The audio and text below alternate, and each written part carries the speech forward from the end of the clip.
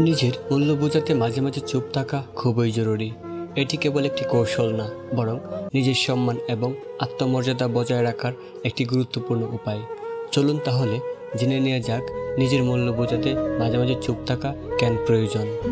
অপ্রয়োজনীয় তর্ক এড়াতে।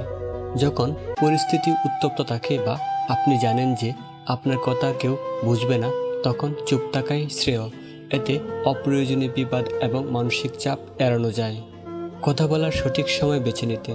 চুপ থাকার মানে এই নয় যে আপনি দুর্বল, বরং এটি আপনাকে পরিস্থিতি বিচার বিশ্লেষণ করার এবং কখন, কোথায় এবং কিভাবে কথা বললে সবচেয়ে বেশি কার্যকর হবে তা বোঝার সুযোগ দেয়। নিজের সম্মান রক্ষার্থে। কিছু মানুষ আপনার ভালো কথাকেও ভুলভাবে ব্যাখ্যা করতে পারে বা সেটিকে ব্যবহার করে আপনাকে আঘাত করতে পারে। এই ধরনের পরিস্থিতিতে চুপ থাকা আপনার সম্মানকে সুরক্ষিত রাখে।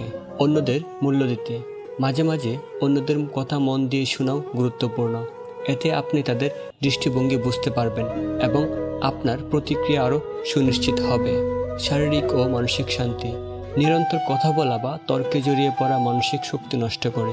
চুপ থাকা আপনাকে সেই শক্তি সঞ্চয় করতে এবং নিজের প্রতি মনোযোগ দিতে সাহায্য করে। কথাকে আরও শক্তিশালী করতে। যখন আপনি কম কথা বলেন এবং যা বলেন তা ভেবেচিন্তে বলেন, তখন আপনার কথার ওজন বাড়ে। তখন মানুষ আপনার কথার গুরুত্ব বেশি দিবে। তবে মনে রাখতে হবে, চুপ থাকা মানে নিষ্ক্রিয় থাকা নয়। এর অর্থ হলো নিজের শক্তি এবং শব্দগুলোকে সঠিক সময়ে এবং সঠিক উদ্দেশ্যে ব্যবহার করা। কিছু পরিস্থিতিতে স্পষ্টভাবে নিজের মতামত জানানো সমানভাবে গুরুত্বপূর্ণ। মূল বিষয়টি হলো ভারসাম্য বজায় রাখা।